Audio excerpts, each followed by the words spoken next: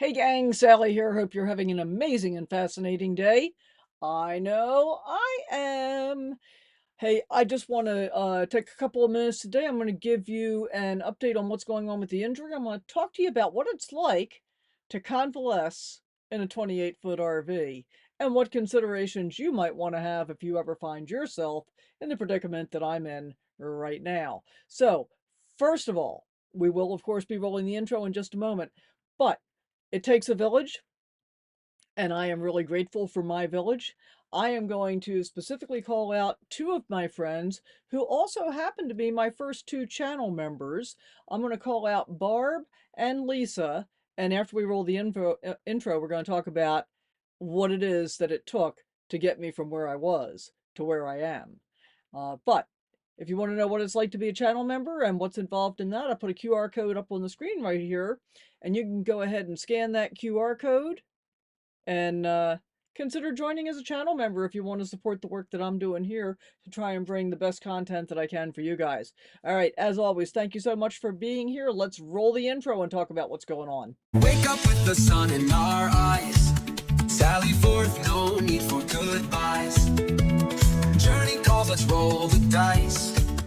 Every mile a new surprise. Welcome back. Okay, so what's going on? If you watched my previous injury video, you'll find out that, I stepped out of my RV and I stepped into a hole. That makes it sound really simple. It wasn't quite that simple. Go back and watch that video if you want all of those details. But I want to talk a little bit about what's really important about having community when you're traveling as a full-time solo nomad, especially solo. You know, things would be different if I had a partner, but I don't. It's just me, and that means that I have to be resourceful. And if you find yourself in the same position, some of this stuff might be useful to you as well. Because frankly, I didn't think this scenario through very carefully before it happened to me. So, as I said, hopefully you get some help out of this one. So I'm injured, and in fact, I am convalescing in my RV. I have two broken bones and a sprained ankle, and some, strained muscles and stretched ligaments and stuff in my right leg. So getting around really is difficult. And for example, as you well know, I have a puppy dog. Let's see if we can find the puppy dog. Oh, there he is. There he is. Hey, Kit, can I wake you up to say hi to the people? Come here, come here. I know you were snoozing. Oh, good boy. Come here. Come on up. Come on up. Can you say hi to the people? No, they're in there. There you go. Good boy. So I got this puppy dog here. Now I want you to think about. Okay, you can go back to sleep now. Thank you for your performance. Thank you for your cameo. I appreciate it. You can imagine how difficult it is to navigate crutches and Kit. Yeah, it's hard to do that. Um, it's actually pretty dangerous to do that, quite frankly. So here's what happened. I was at a meetup, and thank heaven I was at the meetup, because although I know a few people there, I didn't know everybody, and I didn't have any like super close friends there. But I am super grateful to all the folks at the meetup for rallying around, helping me with Kit, helping with me, getting me to the hospital. I mean, I could have called an ambulance, but um, Oki actually came and drove me to the hospital, hung out with me, made sure everything was okay, brought me back to camp, and so forth. The good news was I had a pretty fair stock of food. I didn't really need to go out for anything. And I was fortunate in that my friend Lisa had an appointment in Tucson on Monday. So today is Thursday. So she had an appointment in Tucson on Monday, and we worked it out so that she brought Barb with her, my other friend. And again, these are my first two channel members. Super appreciate their supporting me and my channel in this way, as well as all the support I'm getting from them and others of my friends. So Lisa brought Barb with her on Monday when she was coming to Tucson for her appointment, dropped her off at my rig, which was northeast of Tucson. And then Barb spent the night with me because it was already after 2 o'clock in the afternoon, and we decided that we weren't going to be able to make it back to Quartzsite and do what we needed to do on Monday, so might as well just wait until Tuesday morning and leave and just get everything done. So on Tuesday morning, we got up, and I think neither of us were really thinking about just how long all this was going to take with me being injured. But we didn't get on the road, I think, until about 8:30, maybe 8:45 in the morning, and we made our first stop at Cracker Barrel in Casa Grande. So we were coming from near Tucson toward Quartzsite, and made our first stop at the Cracker Barrel. And without thinking about it too much, you know, Barb pulled into the RV parking. I mean, we talked about it, but and I agreed. Pulled into the RV parking, and I got out, and I'm crutching into the Cracker Barrel. Let me tell you, when you're not used to being on crutches, coming from the RV parking slot in that particular Cracker Barrel to the front door is a long daggone walk. I had to stop a couple of times and, take a break just for like 15, 20 seconds. I didn't sit down or anything, but, it's like, I'm tired. So I get in the door and I'm tired. But we had a great breakfast there, and we decided that was going to be easier than, cooking breakfast, having to do the dishes, all the stuff. Plus, I got leftovers, which turned out to be a good thing. And the other thing that I do frequently at Cracker Barrel, it's not the highest, Cracker Barrel is not the highest quality food, in my opinion, just because of the kind of cooking it is. It's not, I wouldn't call it health food. Let's say it that way. But in this case, and I'll do this periodically, if I'm eating at Cracker Barrel, I'll get one of their $6 to-go meals, and then all I gotta do is heat it up. So I got the grilled chicken and mashed potatoes, and I'm glad I did because I really did not want to cook anything by the time we got done on Tuesday. So Cracker Barrel was our first stop, and then we got back on the road, but we didn't go very far because a mile down the road, we stopped at Walmart. Although I had stocked up on most of my shopping in Tucson before I got to the meetup on the previous Friday, I had intended to stop at the Walmart to get fresh vegetables and so forth before I came to Quartzsite because I knew I was going to want to sit here for a little bit without having to go to a grocery store. So I had like no vegetables in the house when we left. And fortunately, there we'd wised up. Barb was able to drop me off in front of the door so I could go in and get, one of the handicap Zoom carts, which are really slow. They don't actually zoom.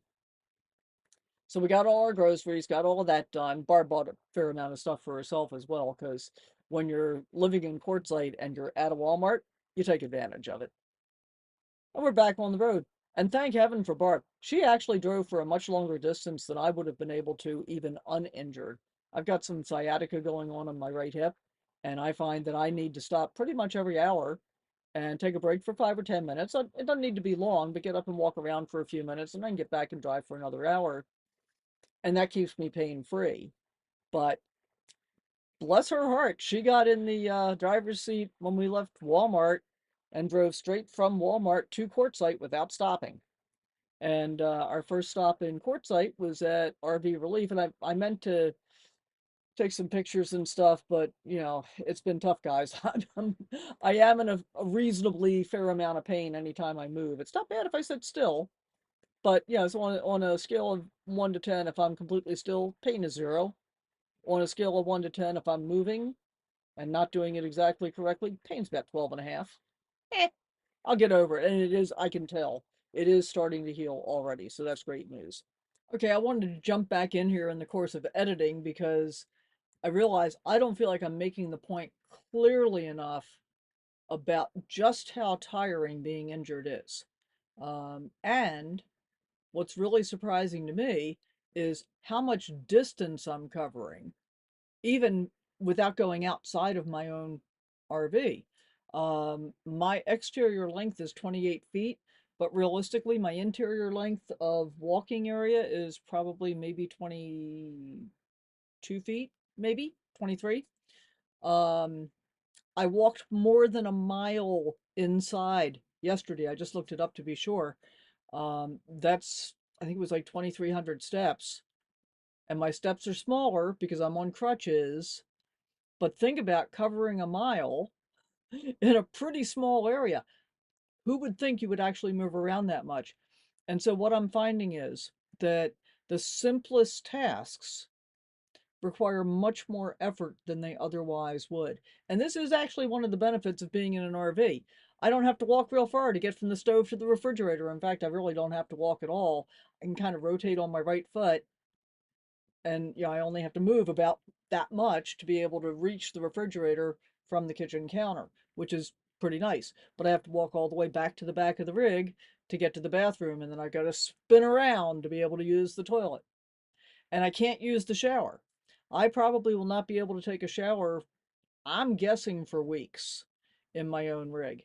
And in fact, I'm going to call the laundromat in town because I can't remember if there is a step up into their showers or not.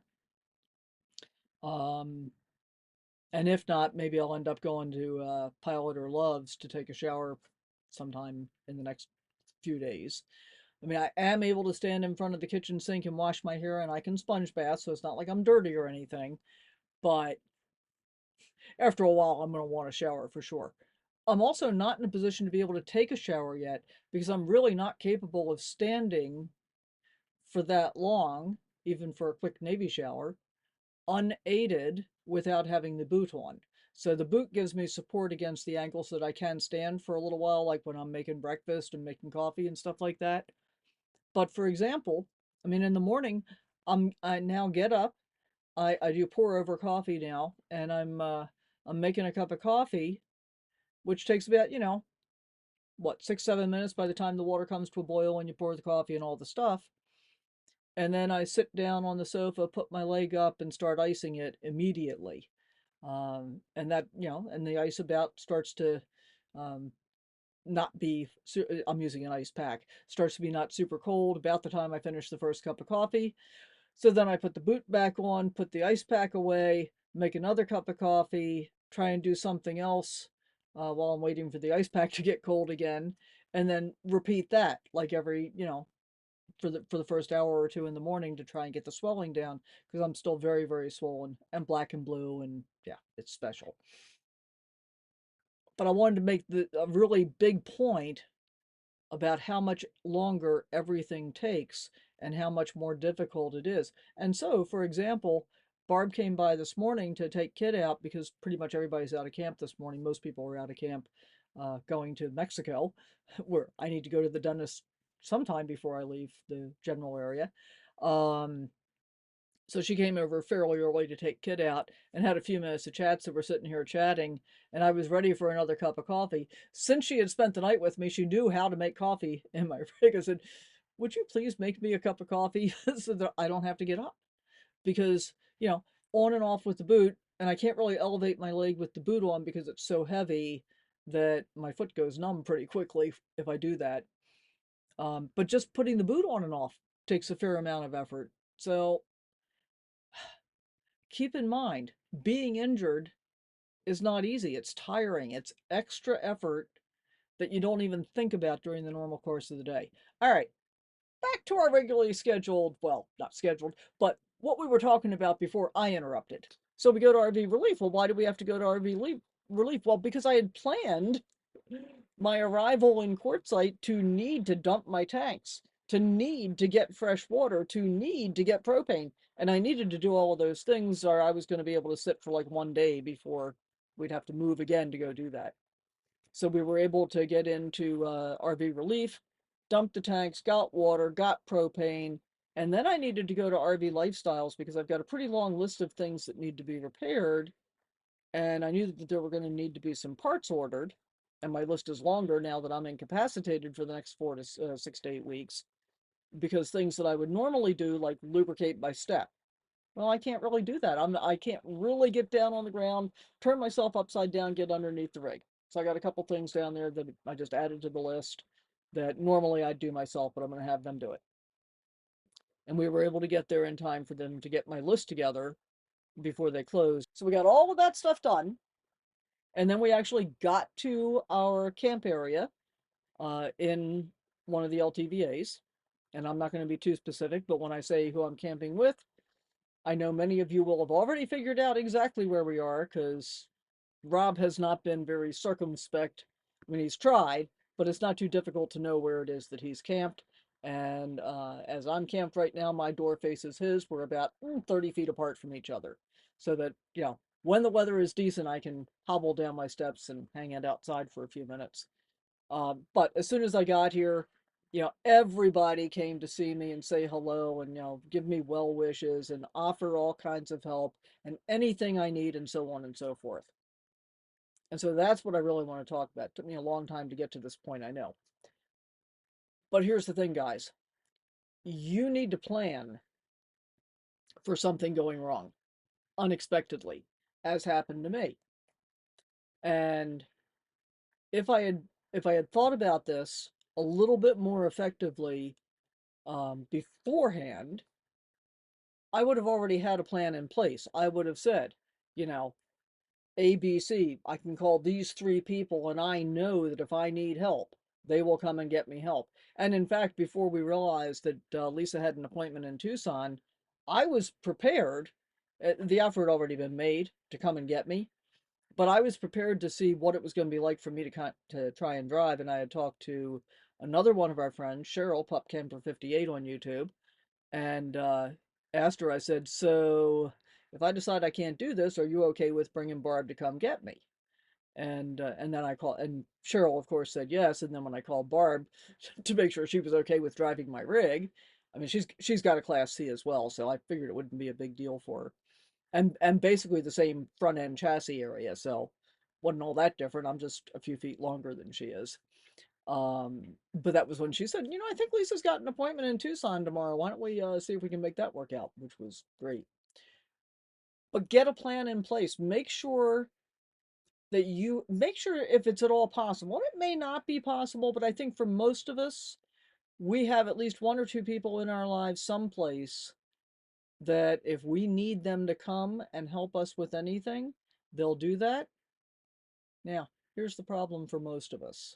For me in particular, and it may be true for you as well, I find it really difficult to ask for help.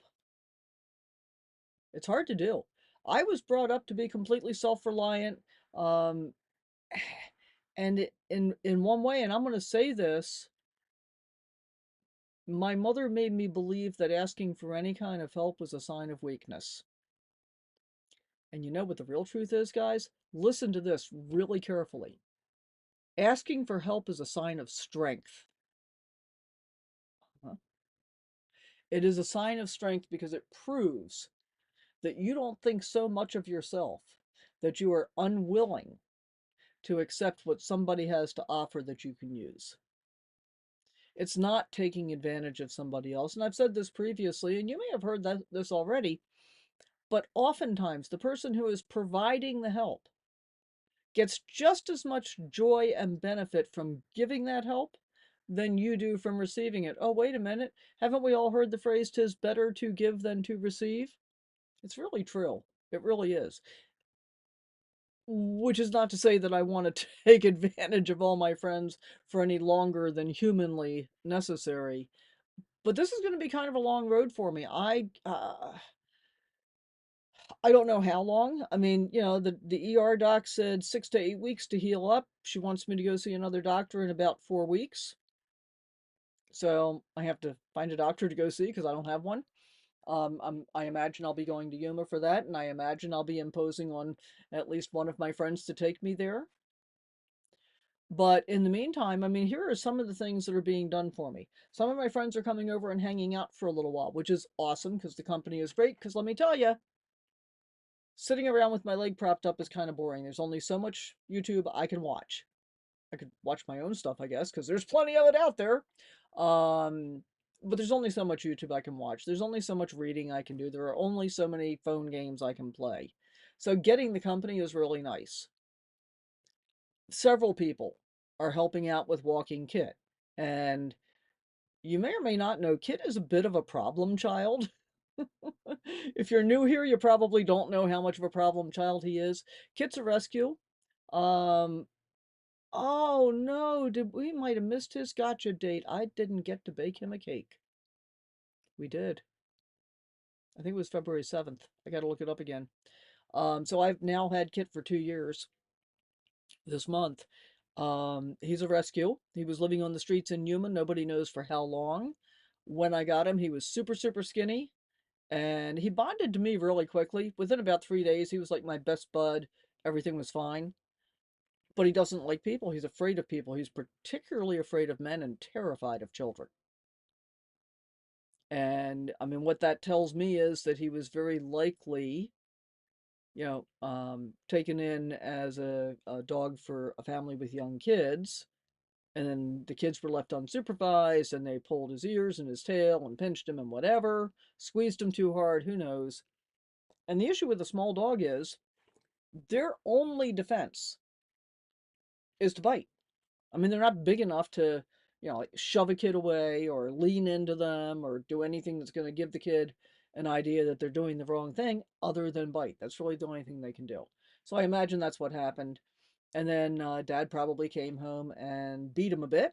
And I don't know if it happened more than once or if they just decided to go drop him off on the street someplace. I don't know. But here's the thing, if you know anybody that's having problems with a dog that they don't feel like they can keep because it's got a behavior problem or whatever, go take the dog to a shelter. Don't dump dogs on the street. Don't dump any animals on the street. It's so unfair. It's unfair to the dog, first of all, to the pet, but it's also unfair to everybody else in the area because most of the time, somebody is going to make some effort to help that animal. And if you're the person that's dropping off that animal and just dumping them on the street, thinking somebody else will take care of it, well, that's not the kind of help you should be looking for from somebody else. That's something you should be taking care of for yourself. All right, jumping off my soapbox. So, what's going to be happening now? I'm going to depend on my friends to make sure the kid gets walked adequately, and like a couple times yesterday, people came and took him out and made sure that he was taking care of business. But Cheryl took him yesterday afternoon and took him for at least a half a mile walk or so. I mean, keep in mind, Kit and I are used to walking at least a mile every morning. That's our first walk. And then we typically do it again in the afternoon. So he usually gets about 2 miles of walking in. I try not to take him too much further than that because, he's little. He's got little legs. And the first big hike we did after I got him 2 years ago was 3.5 miles through fairly deep sand. And when we got back to the rig, and we were both exhausted after that, but it was a hot day. And I'm thinking, oh yeah, he's taken 5 steps for pretty much every one of mine. So yeah, we both walked 3.5 miles, but he walked 5 times as many steps as I did. So I try not to do that to him to too great an extent. So I've got, people are coming over and taking him out to make sure he's all good, hanging out with me. That's great. I've had several volunteers to take me into town to do things. In fact, sometime in the next few days, we're going to get him in and uh, and get his toenails cut because that was one of the things I planned to do in Tucson before I left there to come here, which didn't happen. And he needs his toenails cut because they get long, and then he claws me by accident jumping up or jumping down, and then I bleed because I've got thin skin as an older person. Actually, I've had thin skin since I was in my 30s. And it's just, I think it's hereditary for me. It's just the way it is. I've always bled real easily. Skin rips open real easily. In fact, I had eye surgery to correct glaucoma in my 40s, also very young. Took 27 tries, 27 separate surgeries for the ophthalmologist to be able to get the stitches to hold to do the corrective surgery. It was 6 months of kind of a nightmare.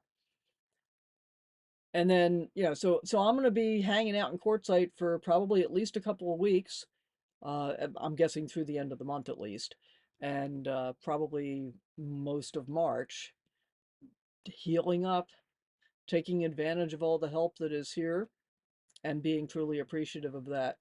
So I'm really curious. I want you to let me know in the comments down below, what are your thoughts? What would you do if you found yourself with an injury that you weren't planning for?